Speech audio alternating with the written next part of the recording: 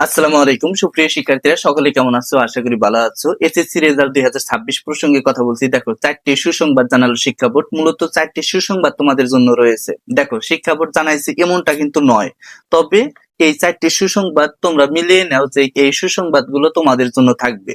তো মূল টপিকে চলে যাওয়ার আগে একটি রিকোয়েস্ট থাকবে, যারা এখনো নতুন অবশ্যই চ্যানেলটি সাবস্ক্রাইব করে রাখো, কারণ সামনে সকল আপডেট আমার কাছ থেকে পাবা।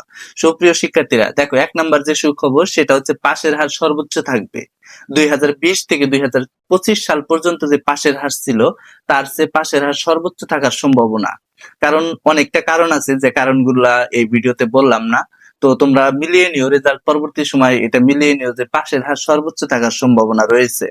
আর দ্বিতীয়ত যে সুখবর সেটা হচ্ছে এমসিকিউ তে নাম্বার দিয়ে পাশের সম্ভাবনা। অর্থাৎ এমসিকিউ তে অনেক ক্ষেত্রে দেখা যায় যে কম নাম্বার, এখানে যদি নাম্বার দেওয়া লাগে সেক্ষেত্রে পাশের সম্ভাবনা রয়েছে। এবার 2026-এর ক্ষেত্রে অর্থাৎ তোমাদের ক্ষেত্রে এই পাশের হারটা সর্বোচ্চ থাকার চিন্তা ভাবনা। আর 3 নাম্বার যে সুসংবাদ সেটা হচ্ছে সিকিউ বা সৃজনশীলে নিয়ম ঠিক থাকলে সর্বোচ্চ নাম্বার দিয়েছে। অনেক শিক্ষকের সাথে আমরা কথা বলেছি, তারা এমনটাই বলেছে যে আমরা সর্বোচ্চ নাম্বার দেওয়ার চেষ্টা করেছি। অ্যাভেলেবেল শিক্ষার্থী আছে, তারা ফেল করার একটা অনুক্রম ছিল, কিন্তু আমরা খাতা সহজ সুশৃঙ্খল ভাবে দেখার চেষ্টা করেছি যেন প্রত্যেকটা স্টুডেন্ট 100% ভালো একটা রেজাল্ট দাঁড় করাইতে পারে।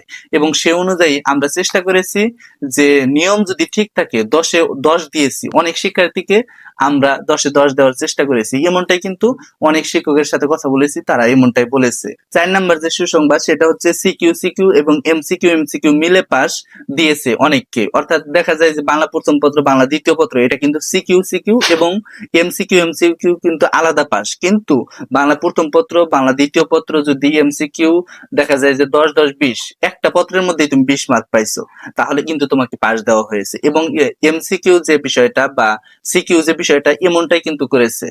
তো সংশ্লিষ্ট শিক্ষকের সাথে কথা বলেছি এবং নিয়ম যেটা, এই নিয়মের বাহিরে তারা নাই।